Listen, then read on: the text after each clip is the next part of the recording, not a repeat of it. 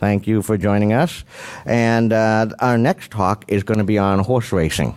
Yes. It's going to be on horse racing, and it is my pleasure to introduce you to Russell Butturini. Hey, we're having a 1 hour analysis of this year's Kentucky Derby. Thanks, man. Wow. Well, thank you, Ming, for that wonderful introduction. I appreciate that. Now everybody knows I'm a gambling degenerate, and I also want to say, sir, this outfit in the front row is fantastic. You have Vegas, DEF CON, it's all captured there. So very, very well done, very well done. So this is Phishing Freakonomics. So like Ming said, my name is Russell Butturini. I am the senior security architect at a top 20 CPA firm that I'm required to not name. What's that? But yeah, that's exactly it. Don't you love when you go to a hair conference, they're like, I have my secret employer, and you go to LinkedIn and you can look it up, you know. Very good OSINT, sir. I appreciate that. It's good. I have actually, I think my voice has had about as much of Las Vegas as it can handle for the week, so hopefully it'll hold out. You may see me chugging water during this talk copiously, but yeah, so the abstracts, I guess, weren't in the book. If you didn't have a chance to look, this talks a lot about user awareness and training and correlating data from different sources to figure out who your highest risk users are and how to remediate that. But I think there's a lot more to it than that, in that if you're a penetration tester or even an attacker, a bad guy, and want to know who are the users you should be targeting as part of your efforts, then yeah. So, I mean, I think there's a lot of value for a different audience and different folks, so we'll get started. So a little bit about me, and I have to clarify just to make sure nobody knows. Last year, everybody knows, I was here and I was sitting at dinner one night, and this girl who had a lot to drink comes up to me and says, "Are you one of the Property Brothers?" So just for clarification, I'm not one of the Property Brothers. I don't know where that came from, but it's a good Vegas story to tell, so I thought I'd throw that in. But I am the, like I said, I'm over all the IT security things for a CPA firm. We're the 19th largest in the U.S., and it's a lot of fun. I have my security and compliance dictatress, Christy, who is a lot of help and really good to work with. And we have good complementary skill sets, even though we butt heads sometimes. But that's how I'm on Twitter. You can find me there. There's occasionally security things there. There's a lot of horse racing things, too. There's also horse racing things in this talk, so be warned. I presented here 5 years ago. I present B-Sides, DerbyCon, things like that. And the standard disclaimer is these are my opinions, and this is not my employer sponsoring this talk, and this is all my own research. So anyway, so I always like to start my talks with why do I think the talk is important to give. And these quotes on the board, I kid you not, are things that I've actually heard said inside talks at different security conferences I've been to. And it's always just, phishing always works. You know, users are stupid, and it only takes one. And the thing that's always interesting to me about that is I've been around the community here for a number of years now. Gosh, probably going back to 2004, 2006. And we've never been a community that just accepted something as a universal truth or unfixable, right? So why are we perceiving the user awareness problem and the phishing problem this way? Why do we just say, like, this is always going to work, it's never going to change, let's just give up? And so hopefully this talk gives you guys some ideas on how you can fix it in your own environment. So I'll tell you, I like stories, and this talk will largely be a story. I came in to my current employer about a little over 2 years ago. There really was no training and awareness program in place. There really wasn't a formal information security program in place. Never done any testing, never done any annual training. I'm sure how many people at their job, you have the big annual, you have to sit down for 3 hours and watch videos, and yeah, so that none of that existed, which given the type of data we handle and the things we also recommend a lot of our clients do, really didn't make a lot of sense. It was one of the first things I wanted to get addressed, and there wasn't a lot of structure. So if, say, a user got a suspect email, sometimes they would forward it to their boss, sometimes they'd forward it to my boss, sometimes they sent it to the help desk. And so we started to correct all that. We picked a training vendor and started to unify some things. We actually had a mailbox where we would review the messages and send feedback, and we'll talk a little bit more about that later. It was a lot to fix, but I thought we really had it off the ground nicely. So we did a handful of phishing tests, and enough where I thought I had a pretty good statistical baseline for where we were as a firm, and we had a 5.6% failure rate. And 5.6 isn't too bad. It's a little above where I'd like us to be. I'd like us to be in the 2 to 3% range. But I thought, we're doing pretty good. So we did all the things, right? You give the people the training, you print out the funny posters, and you put them all over the office with the passwords are like your underpants. That's one of my favorite ones. Make sure to change them regularly. Some people at DEF CON could use that advice. Anyway, 3, 2, 1 rule, folks. That's all I'm saying. Quick PSA here. 5.6%, that wasn't too bad. And so we did all the stuff, and we were ready to do another one, and I was telling one of my colleagues, I said, man, I was like, people are really grasping this. We've hit them with everything. They're loving it. Everybody seems really engaged. We're going to get down to like 4% next time. It's going to be awesome. We're going to kill it, and we're going to be in really good shape. So we give the next test, and that happened. We got worse. And that's the kind of thing that it makes me want to scream. I don't know how you guys are, but when when you put a lot of effort into something and the result gets worse, it makes you want to just throw your hands up and give up and say, security's hopelessly broken. We're never going to do this. And it makes me start to think back to those quotes I showed at the original, or the few slides ago in the presentation. And just like, gosh, what happened here? So I started looking through and thinking about, holistically, how are we approaching user awareness in our environment? And so I kind of came up with a few things, which is, number one, we didn't really have a clear goal on what we should be doing. So should we be trying to fail people? Should we be trying to inform people? Should we just be trying to collect numbers? How should we be doing this? And then it became more of instead of a what, like a quantitative analysis, like the percentage is this and it went to this or whatever. So why is this happening?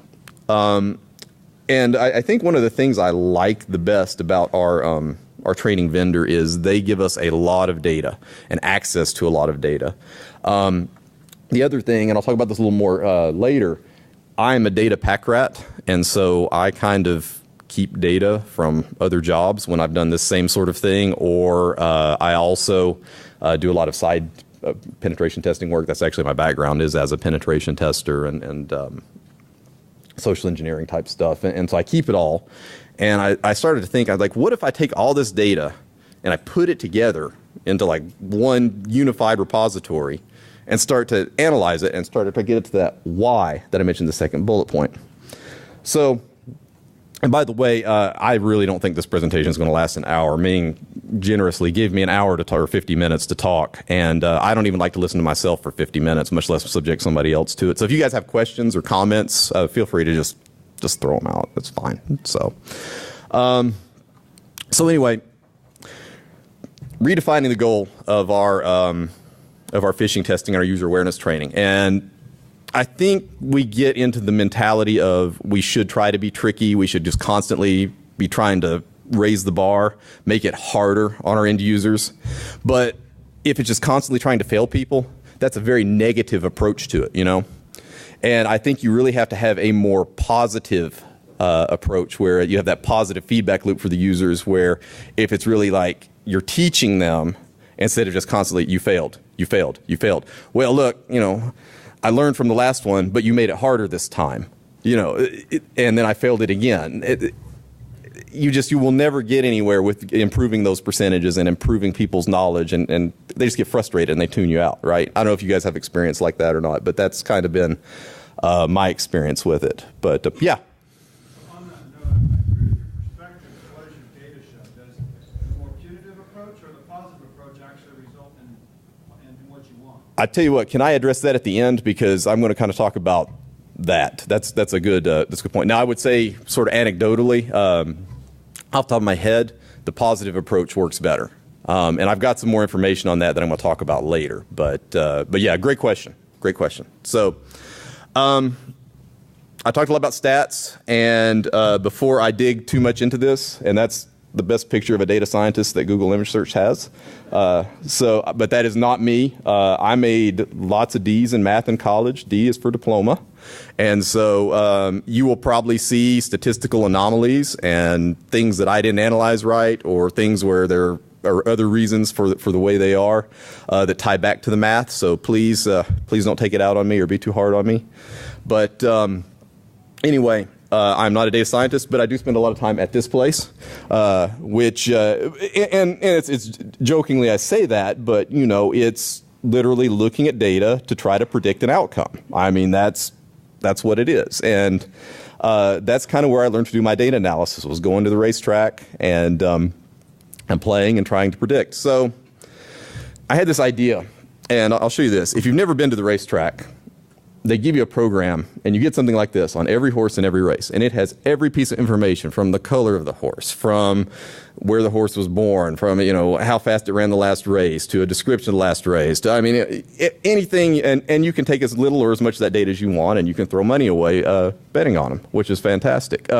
But I started to think, can we profile users like this? Can we take, when there is some kind of incident that happens, or they fail a test, or something else happens, right? Can you build a profile to start to predictively model that past performance and say, these are the users who are going to have the worst problems with, or going to be the most likely to create a security incident, fail a test, or we might need to train in a little bit different way. So that's all it is. It's really trying to predict an outcome. And so I had kind of started reading these two books at the same time. Picking Winners by Andy Beyer. Andy built he's one of the best handicappers in America, and he built the Beyer speed figures, which are a way of taking data points and creating a metric for analyzing race data and how a race looked. And then Freakonomics. Who's read Freakonomics, by the way? Yeah, I read it after everybody else did. I think I've been meaning to read it for years. It's one of those things you get, it's on your reading list, and you just keep putting it off. But if you haven't read it, and I'll let somebody else speak to this better, they probably can speak to it better than I can. It's about taking things that seem like they wouldn't be related and using them to compare and predict outcomes, and also analyze why certain things happen, like the hidden why of everything. So I really liked the ideas both of these books presented around trying to analyze the data and figure this problem out. So I came up with two key questions, and I wanted to decide, what were the important data points to predictively model who's going to fail a phishing test, or who's going to fail a real-life phishing test and do something bad in the environment. And I should clarify, too, I'm not trying to predict just my own user training. I'm trying to predict everything, phishing tests I didn't schedule that somebody else scheduled for me, right? You guys get those. And so, can I predict who has a higher likelihood of falling victim? And are there things that I wouldn't think of that were related to a user's performance on phishing testing? And the first repository I started thinking about where I could get that data was human resources data. So that is where we had the largest collection of data on an individual. And I'm fortunate because I've kept in touch with a lot of the HR folks, and from places I've done this work, and also we have some very generous HR ladies at my current employer who provided me with, and nothing real sensitive, not like performance reviews or salaries or anything like that, but just data on people's resumes and job levels and years of experience and things. And it was really helpful data as I started to dig in and take a look at this. So one of the things I would also say, this is a little different than a typical stats talk in that we're not really dealing with something that's static. This is, people are unpredictable, right? And no matter how many times you tell them to do something, they're liable to do this. Human nature is very, very unpredictable. And also one thing I would say is, I'm going to present what I found from my data and the data I had. Your environment is probably very, very different. So the idea behind this talk is not to say, everything I found is going to be applicable universally. It's to give you ideas about, like, hey, I've got this awareness program, I got this training program. How do I take the data I have and maybe look at it in a different way, or a unique way, and a way that we hadn't thought about before to make improvements in our own program? So, but yeah, again, no matter how much we analyze this, no matter what we come up with, somebody's always going to screw up, and I think we all know that in this room. Yeah, so this is kind of where I started. I've got about 10 years of phishing test results and 3 different large environments. I've got side test work or consulting work I've done. I've got data on security incidents, which were the aforementioned unscheduled phishing tests where people failed and kept those. Took some HR data. I took a survey actually of some of the folks who had failed our tests, of all the folks who failed our tests internally, and I'll get into that a little bit more. Just simple little 2-question survey. And some other miscellaneous data. I took it all and I threw it in Elasticsearch, which we'll talk about, and I came up with a sample size of about 3,200 events that I started trying to make assertions from. And what I would say is also, not everywhere did I have HR data. Not everywhere did I have certain pieces of data. But I was able to query in subsets where I had different types of data, which Elasticsearch is great for if you've ever used it. And I came up with about 60 working theories on what I thought would be an important correlation. And, not all of them panned out to be anything or panned out to be statistically significant, but I started about 60 and worked down to the ones that I found had the most statistical significance. So like I said, I used Elasticsearch, and number 1 on the list is it's free. Anybody in here who ever used Elasticsearch? Okay, yeah. We like it. We don't like it. It's great. I love Elasticsearch. It's so cool. And for the price, it's right. And like I said, using something that was schemaless, where I could have events where not every document had the same data points in it, was very, very helpful in analyzing the data, since I had variances in the data. And also I was able to use Python real easily to dump data into it, which worked really well. So yeah, let's dive into the data now, and I'll kind of start showing you some of the things that I found. So the first thing I did was I started looking at failures by years of experience. And my working hypothesis when I went into this was the people who have been around a long time, when I say that, that's a polite word for old, would fail more frequently. And I saw that there was actually some truth to that. And you see in the top left of the graph there, the green slice, about 26% of the failures I analyzed came from people with more than 10 years of experience. So no surprise there. What really did surprise me, though, was the biggest slice came from the people with 0 to 2 years of experience. So I was thinking, these will be the younger people. They're tech savvy. They've been around for security, or they've been around for security events and technology for a long time. They're going to be up on this stuff. They're not going to fail at a very high rate. Boy, was I wrong. And so I thought this was pretty interesting. And you can see also, you look at the sweet spot, about 4 to 6 years of experience. These are folks, they've been around long enough, and they're professional enough to be security conscious, but they don't fail at a very high rate. So those seem to be your lower risk users. But yeah, you have the people who are kind of on opposite ends of the spectrum in their career tend to fail more than anybody else. And so I was subdivided that 10 plus group further, and 40% of that group came from people with 22 plus years of experience. Again, the old people. And I hope nobody in here has that much experience, and I'm sitting calling you old right now. But when I started looking in the other slice with the folks who had less experience, I was able to correlate that back to the timing of the test where it went way up. I showed you at the beginning. So I gave that test in January when everybody had just graduated from college in December. So we had a lot of people with no experience who started then. And I was like, okay. And then I started looking at who failed, and it was a lot of the new hires. So the timing of your test, when you have mass numbers of new employees onboarding, can change the risk profile of your company to phishing attacks drastically. And I'll show you something else interesting about that here in a minute. So I talked to our office managers. We have a pretty distributed environment, and said, hey, would you work with the folks who've been around a while? Will you help them take the training? Will you make sure they understood the high points of the training? And the ladies were fantastic, and they were very good about working with them, and got some really good feedback on that outreach to them as well. Because I think, and this is a tangent, but some of the older folks who've been around, with the rapidity of technology changing, they get intimidated by it. And have somebody sit down with them and say, hey, look, here's what's important. We've given you this training, and we really want you to know this. I think it actually meant a lot to them. So I got some very good feedback on that. And then the other thing I did is I actually changed our new hire training as well, to add some new content and make them more aware and say, you need to come in. I also changed the way that we gave it. I used to give it to them to say, knock it out in the first 30 days. Well, now they get it immediately when they're onboarded, and they get a reminder every day to do it. So it makes sure they get it done since they are a higher risk group, apparently, from the data. So I mentioned the survey I gave. I gave this just real quick little 2-question survey, and I got a couple funny stories on this. And I just asked them if they worked for a previous employer, did they conduct security awareness training there? And then do people who failed these tests, this survey was over people who failed, and do they feel our internal communications, like HR, IT, so forth, are easy to identify as legitimate communications? So as in, I can tell the difference between a phony one and a real one.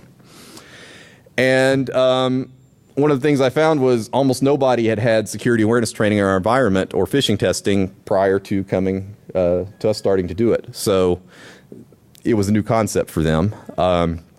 And clearly not enough companies were doing this. So kind of my action I took out of that was, since this is new, we want to continue to aggregate data. We want to continue to drive participation in our programs and get them used to it. And also because they haven't had a lot of previous training, we may need to increase the frequency of our trainings, and that one round may not be enough for a lot of folks. So that was pretty interesting. So kind of correlating to the question on the survey, and this is why I wrote that question on, can you tell if our internal communications are legitimate or not? I looked at the categories of failures, and this spread across all 3,200 samples I had. And you see the top 2 failure categories are HR and IT. And the HR actually made a lot of sense because it ties back to the new hires. We talked about how they were failing a lot. Well, if you start a job and you get an email from payroll or benefits or whatever, yeah, I need to go ahead and do that, and you're highly likely to click on it. So if you are a pen tester and you want to do your OSINT and get on LinkedIn and see who just started a new job somewhere, that might be a good vector. Yeah? Are those percentages based on total failures or total out? Total failures. Total failures. So out of the body of failures, this was the category that they failed on. So, yeah. So 19.8% of the total number of failures came from emails in the HR category, templates in the HR category. So about 1 in 5. Yeah. Subjects, the type of phishing notes. Correct. Yeah. No, not departments. I apologize. Yes. Let me thank you. Yeah, that's a good clarification. This is not who failed. Yes. What's that? The phishing email said, I'm in HR. I need you to go here and do this thing. Correct. Yeah. No, thank you for asking. That's a really good point. Yeah. So. Exactly. Yeah. The Office 365 ones. Those are fantastic. Yeah. How do you approach doing HR like phishing that eradicate trust? That's a really, really good question. So can I come back to that actually? Just 1 second. Yeah, because I'm going to talk about that a little bit more. But Here's a question about how to interpret the numbers. Sure. So, for example, let's pretend you sent out 99 emails that were phishing emails about HR. Okay. You sent out 1 phishing email about business and financial services. Right. And you say, well, 20% of the failures came from HR. Right. Yeah, you're talking about statistical skew there because of yeah. Like, how often did you do each of these things? Well, and that's a good question. And so again, I was looking at a body of work that was across multiple environments and multiple engagements, I guess you'd say. So this isn't just one environment where we did this every 3 months and we sent X number of yeah. How many were human resources compared to business and financial services? That's a good question. I'd have to go back. Like more or less the same? I honestly don't have those numbers because I draw from a random pool. And so there wasn't necessarily an even balance. What I would tell you is there's an approximately the same number of templates for each category. So the odds of one being drawn over another is about the same. Okay, so does that help? Yeah. Okay, yeah, good question. Thank you. Anything else? Oh, God. Okay. You said you sampled in order to get that rather than looking at them all. What was your That one, this chart was actually built from all 3,200 because I had the data on all 3,200 failures. Yes. So, yeah. The same question back to the age stuff you were looking at. Okay. Where it's like you were saying that, you know, maybe a large proportion was coming from people with years to years. Mm-hmm. These companies. But like what percentage of those companies were in that age category? Like, can you give Yeah, and that's fair because you could have different populations of colleagues inside those companies who were, some of them were younger and had less experience. Some had more. And I would say at our company, we skew toward the older a little bit. But some of those environments, one in particular was a fairly large environment, about 3,000 employees that skewed more toward younger people. So if I had to come up with a distribution, again, you guys are challenging me on my data science skills here, and my statistics skills. I made a C in that class, so it was 1 up for math. C is for college. Yeah, I mean, I honestly didn't look at that data. That's a really good way to dive into the data more and say, hey, you know, where is the skew, and start trying to adjust the numbers for that. If you Yeah. look at each bucket, like the 0 to 2 year bucket had way more than the 2 to 4, which had more than the 4 to 6. There were 2 year buckets. You could say it's attrition, but it's still the case. They're not going to have that much attrition. Yeah. So less tenure is riskier. Yeah, I think it's a fair conclusion, and I would say that probably because the sample size was so large. I mean, I don't want to say 100% just because I don't have the data in front of me. I would say the skew would be insignificant. I would say it's going to be about the same out of every sort of category of age. So, good discussion. Was there anything else? Okay, one more. All right. Oh, okay. We got 2 more here. That's fine. Yeah. You collected data on these phishing campaigns Mm-hmm. as well as actual phishes. Yeah, actual security incidents. And is that reflected in these Yes. data right here? Yes, because I categorized. Check it out. No, that would be a good thing to do. Yeah, I wanted to look just at a macro level at the entire body of data when I was doing this, just to get an idea of what it looked like. But that would be good for further research. Absolutely, some great ideas. Yeah, yes, ma'am. Does your organization have banners or anything when it comes from an external sender? We did. They did not like it. They said it looked unprofessional when we replied to emails. So so that was on me. I'm okay. So we'll get off on a little tangent here. That was on me. That was one of the first things I did when I came in, was say, we need to do this.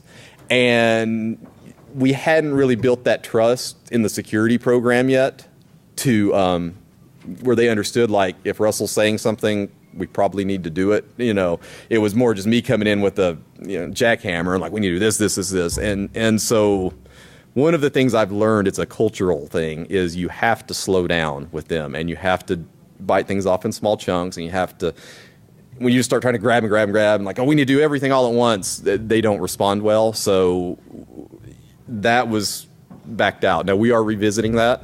And that may be something we wind up doing, but yeah, we tried that and they didn't like it. So, yeah, anything else? I think, one more, and then I really do need to move on. We can ask more. We use those. Yes, we use the phishing button for reporting email. We started with just a generic forwarding mailbox, and then we use the button, and they love the button. And one of the things that's great, the button we get from our training vendor, and you may know who it is, I think they all do something like this, is when it's a test and they hit the button, they get the little, hey, congratulations, you passed the test, and yeah, that works really well. So, no, thank you so much for the discussion. That was a very good discussion. Moving on. So this is where I found a huge disconnect. I mentioned that the survey data showed that, or I gave the survey, and I asked them, I said, do you think that you can tell a legitimate email from our IT department or HR department from a phishing one? And they were all like, cool, yeah, we totally can.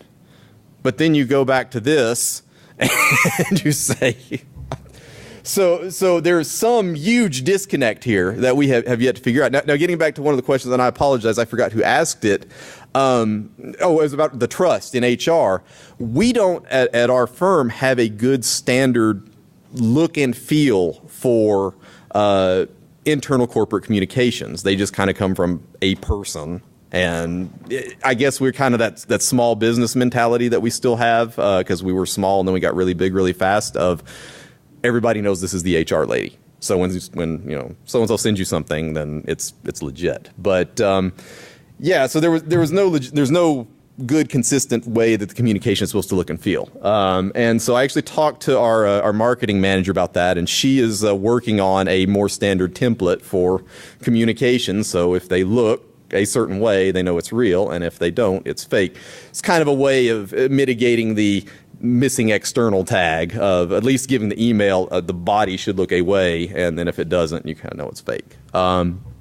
I've heard that she's had some challenges getting that done. They don't feel like it's really necessary, but that's another one I'll fight to the grave on. So the next thing I looked at was timing. Or the next thing I found statistical significance in was timing of things, and I love this picture. But how did timing related to certain events affect people's performance on phishing tests or when it came to identifying phishing messages in the wild? And so this actually surprised me. So I started gauging the number of people who failed based on the time it took them to complete security training. It could have been their annual training. It could have been a refresher training after failing a phishing exercise. It could have been just something else we gave as an ad hoc. And generally the training I always give 90 days to complete. And I thought that people who did it really, really fast would do really, really good on phishing tests. What I found out was they're doing it really, really fast just because they want to get it done and they don't care about what's in it based on this data. So you see, actually, people who completed the training within the first 30 days of a 90-day campaign accounted for, 43% of the failures. So, People, yeah.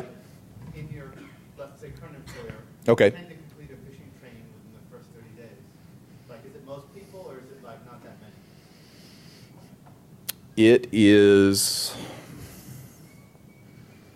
It breaks down pretty evenly. So if I do a 90-day campaign, it generally is about a third. Okay. I do find that I do start pushing on them. Of course, that may be the byproduct of the fact that I push on them every 30 days to get it done. They get a reminder. So, Does the training have an evaluation after it? I give an informal one, yes. One more time? I give an informal training, yeah, or an informal evaluation, yeah. So I send out spot checks to some folks. So anyway, yeah, this surprised me. So you see, the block is the gray block is people who took a really long time to complete the training. They waited till the last minute before they got their network account turned off or whatever to get it done. That was expected. This block, the blue block, I didn't expect. So people who kind of fell into they were waiting for the right time to do it and digest it did fairly well. If you look down there at the orange slice, 30 to 60 days in, I think they did fairly well. So again, my conclusions I reached: completing training early, not necessarily an effective or an indicator of how effective the training was, because people did still fail at a fairly high rate. And people who wait for the right time to do it are less risky than the other group. One of the things that I did change after this was the communication of the training reminders. I actually did swap them to remind them in 30 days or whatever. Generally about a third of the way each time before the training deadline. And the other thing I did was I talked to our office managers and I said, send me the busy times. So we do tax, and there's not just April 15th, there's various IRS deadlines throughout the year.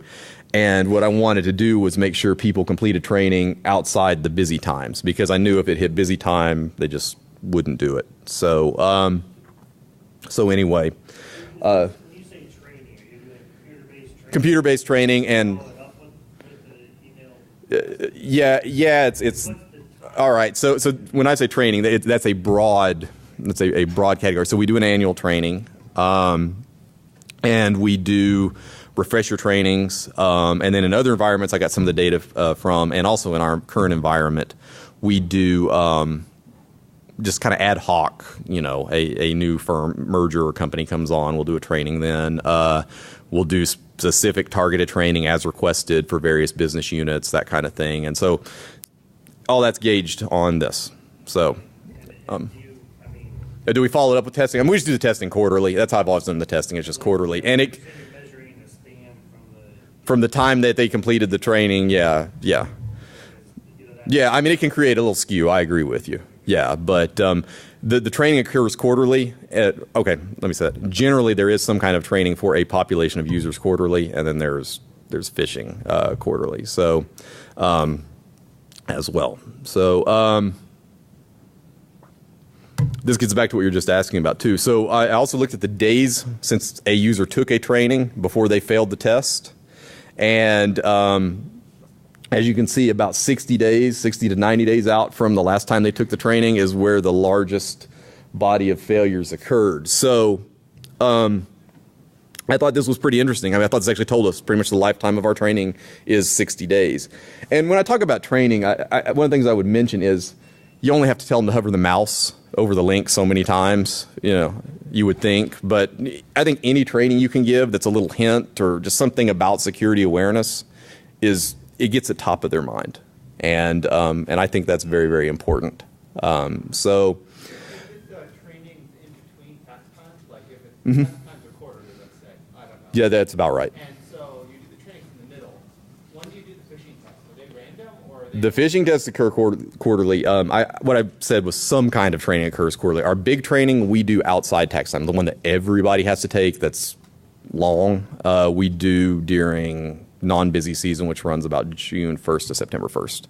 That was actually one of the things I improved from last year. When we did this last year, I did it and it overlapped IRS deadlines, and I got a little heat for that, which my thought was you should have done it in the first when I sent it out because it wasn't busy time, but then they waited to the last minute and then it became busy time, and so that's how that worked.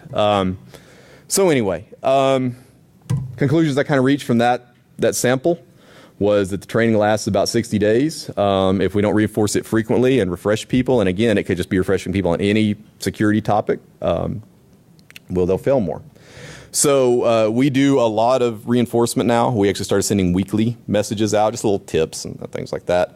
I talked about doing multiple small trainings and getting away from like one large, you got to sit down and do it for a couple hours every year. And I was told for us that's actually an issue because we use our training as internal continuing education credits for some of our tax and accounting folks. And so it has to be a minimum length. So I would rather do like 4 very small 20-minute trainings than one large training, but I'm told that we can't do that. So, but something to think about for your environments if you don't have that challenge. So other weird stuff, and I hope you're not weirded out by clowns. I thought a meme of Ronald McDonald talking on the phone about environmental factors completely captured weird stuff. But I looked at a couple other weird things, just kind of threw these in here for fun here at the end of the presentation. Failures by time of day. You can see that early in the morning, lunchtime, going home time tends to generate the most failures. One of the things I think happens here as well is when the phishing campaign starts, it generally starts at 8 a.m. I didn't think about this, and I've always done this with every one of them I've ever run. Starts about 8 a.m., and a bunch of people fail, and then they talk. IT's testing us again, because they figure out that, and so it drops way down, and then, there's a shift change, or people go to lunch, they're not paying attention, or they didn't get the water cooler gossip that I was coming after them, and then they fail a lot, and then it goes back down, and then at the end of the day, it comes back up. But I think that's actually a good habit to get your users into because they communicate. Yeah. Any correlation on day of week? Like if it's Monday morning versus Friday? I did not find a statistically significant correlation based on day of week. The only it was all pretty even. Time had the biggest impact. So that's a good question. Yeah, I did look at that though. Appreciate that. And so, it was I think, users, I think getting them in the habit of talking, because, one guy will say, hey, I got this email from, the CFO, and, oh, yeah, I got that email too. He's asking me the iTunes gift cards, and then they start to figure out something's not right, which is really good. But anyway, I also looked at the weather just because I thought it would be fun. And so I wanted to figure out if it was raining or not raining. And I did figure out that people did a little bit worse, not statistically significantly worse, but a little bit worse when it rained versus when it was sunny outside. So something to think about. Just thought it would be interesting to look at. It's one of those real Freakonomics things. I thought I could be in the next book, I guess. So anyway. Few more thoughts that I had that I want to share about stuff that we did, and we've talked about a little bit of this, and I really do appreciate all the questions and discussion. I've found, and Christy and I have found that the more we talk to people on a personal level, it really, really makes an impact. And if you make them feel like they're contributing and they're making a difference in security, that they do better. I told you we have the phishing buttons, we have the spam box. We reply to every one of those messages personally and tell them. They don't get like an automated form thing back. Like we reply to them all, hey, thanks. Sometimes I'll even cut up and joke with them like, oh man, look at this guy, he sucks, or something like that. Just, well, what an idiot, he misspelled your name in this email. Just something stupid to make them think it through and think that you're really paying attention. They are contributing. So I found that's really effective. Shaming never works. Never that you failed. Walls of shame for people who clicked on the most messages or whatever. That just doesn't work. I've also tried to run contests in the past, and that creates some real animosity because apparently a $25 iTunes gift card is very coveted. So, whatever. Yeah.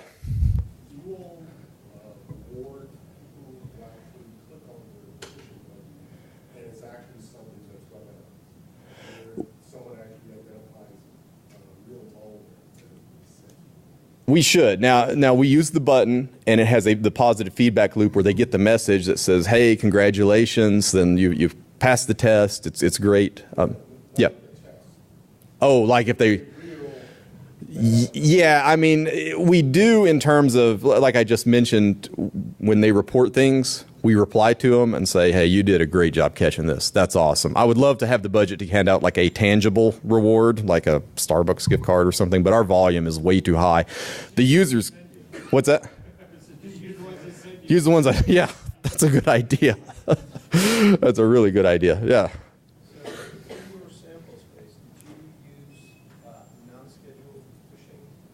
Yes, we use security incidents inside the sample as well. Yes.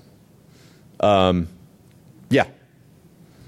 your experience, is there a level where you get a sort of like phishing fatigue? Like, what do you think is a good cadence for amount of phishing tests? Like, let's say, I think you said quarterly. Yeah, quarterly is what I prefer because they get worn out on them, and so that's a good story. So on the survey, I actually did leave a third open-ended question where I said, write me comments about the, in phishing tests or whatever, anything you want to, and it'll be anonymous. You don't have to tell me who you are. And that became a field where people explained to me why they failed the phishing test or why they hate the phishing test. And so I had one who was just like, these are a distraction from our customer business. And, I was buying my son a cell phone and got an email about a cell phone, and but the users do not like to feel tested, and that was one of the things that our training vendor was very helpful in recommending me. Was like, give them the training first, make sure they're comfortable, make sure they're trained, and then start testing them. Because if they don't feel like they've been adequately prepared, and then you give them a test, they'll hate it and they will never want to participate in it again. And so we made sure to do that. So yeah, in the back, you had your hand up for a little bit there. So did you do any analysis on repeat offenders? Yes, we did, and we have a few who have been repeat offenders. And I tell you what, this gets back to the shaming thing, so this is a great time for that question. In previous lives, if we had repeat offenders, I went and talked to their manager and said, you need to get these guys in line. And that was not very effective because they got mad. They felt like they were under the gun. They were being strung up a little bit, hung out to dry, were tattled on. And in our environment here, where I work now, I just reached out to him personally, getting back to that contact thing, and said, hey, look, we've had the training. You failed a couple. What can I help you with? And that approach I found works way better than going and trying to create some sort of shaming environment. So yeah. What was the answer? Like, what did they say? What did you do? Did that change behavior? I mean, I got a number of different responses.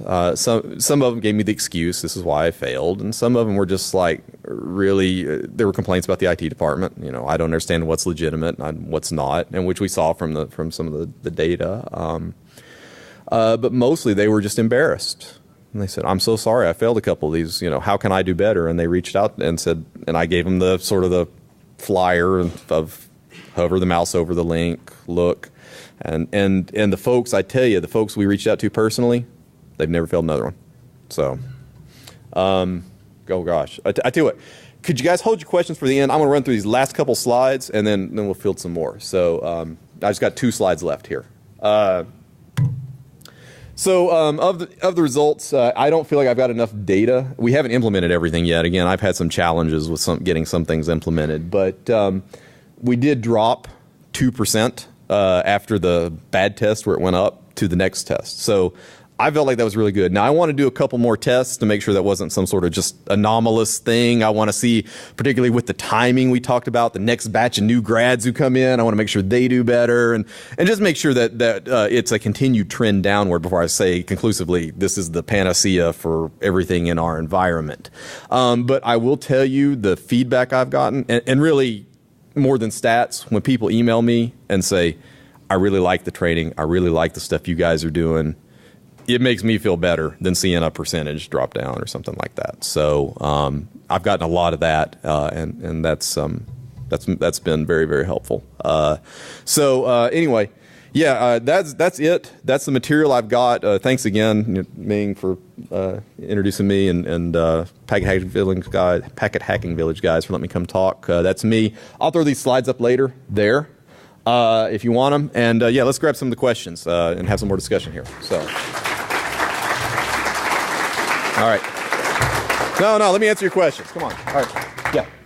Did you separate the results for actual phishing emails and your exercise? Did you see any? No, that would be a good next place to go. So the question was, did I separate the actual phishing emails from the tests? And yeah, I want to just look at the whole body of data because I like to think my tests are so good they're like real phishing emails, I guess. So anyway, yeah.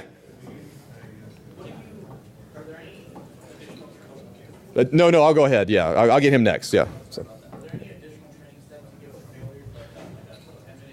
15-minute refresher training. Yes. Training, do you find like hard training better than a game that they can play spot My licensing for my training platform doesn't let me get to the games because I'm on a budget. So, but that's something I would like to do is actually analyze that and printed material versus an interactive exercise. I like our training vendor. I'm not here to sponsor anybody, so I'm not going to say who it is, but the training they provide is highly interactive. So I'd like to think that's some of it as well. Let me see. Okay, yes, ma'am. And then I'll grab you back here, okay? I know that the literature shows that technological aptitude actually doesn't influence phishing susceptibility. Was Right. there anything you found in your research that you expected to be correlated that wasn't? I think that gets back to that whole data where you're talking about technological aptitude, where the younger folks who I would expect to be more technologically apt than our older folks still failed regularly. So that lines up exactly with what you just asked. So yeah, that's a great point. Yeah. Did you do any analysis comparing failures to successes in testing around holidays? Look, that's a good question. Yeah, so I will tell you that. Are you asking for 2 parts? Like, did I compare failures to successes, or just strictly around holidays? Okay. No, I look strictly at failures in this exercise, and that's a great question, and that would be another really the successes. I only have success data on my current environment. I don't have it on previous environments, so that would be a little bit more difficult. Holidays, that would be a good timing-based thing to look at as well. So that's a good question. I just kind of looked at day of week and time and things like that. So yeah.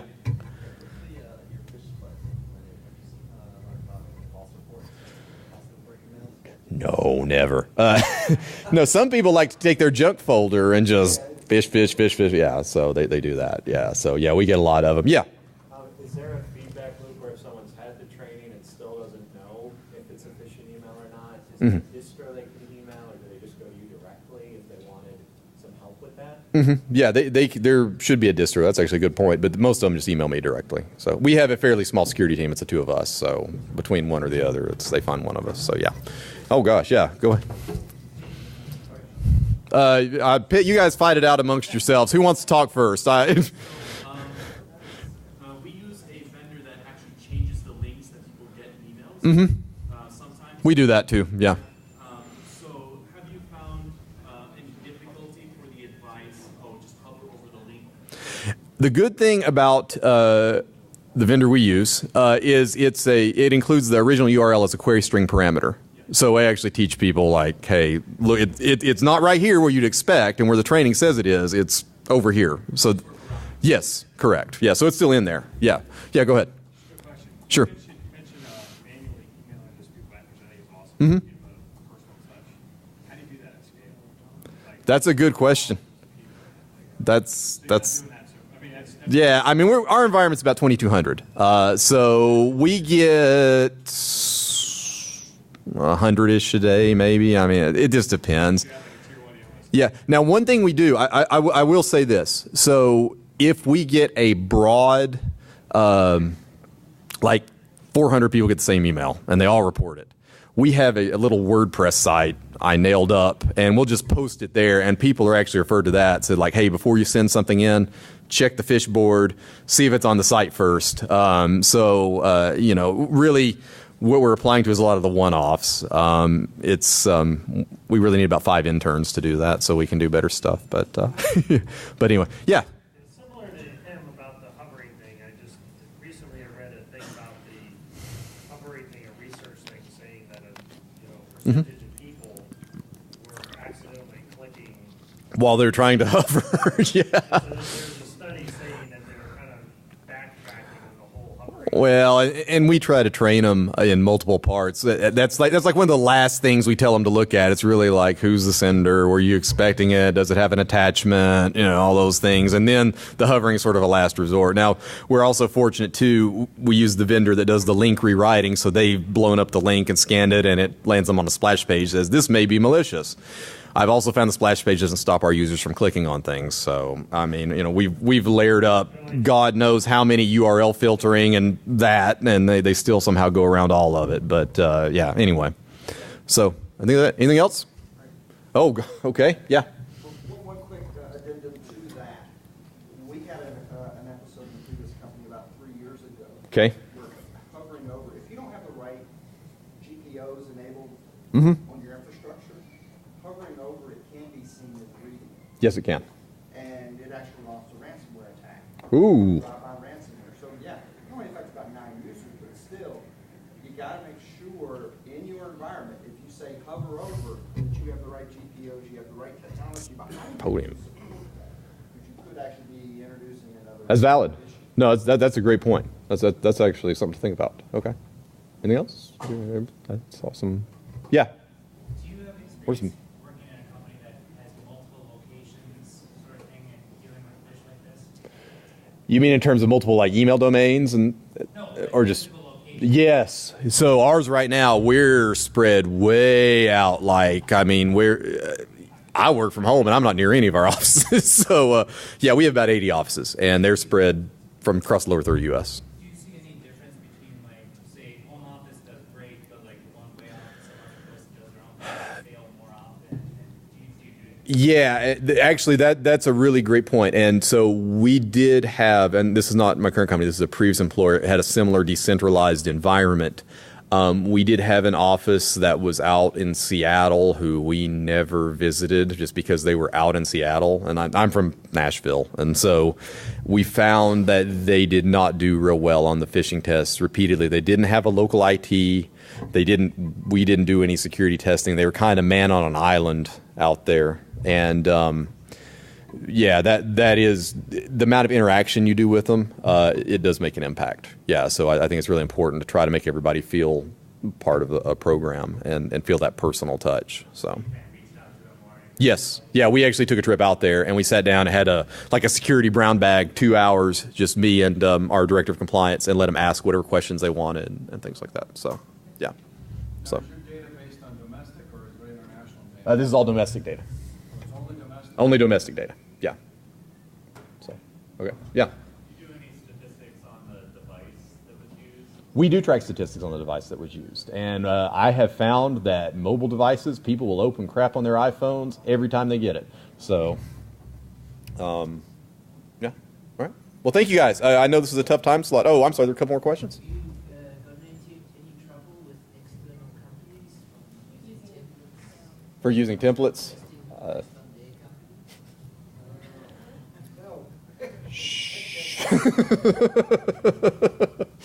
No.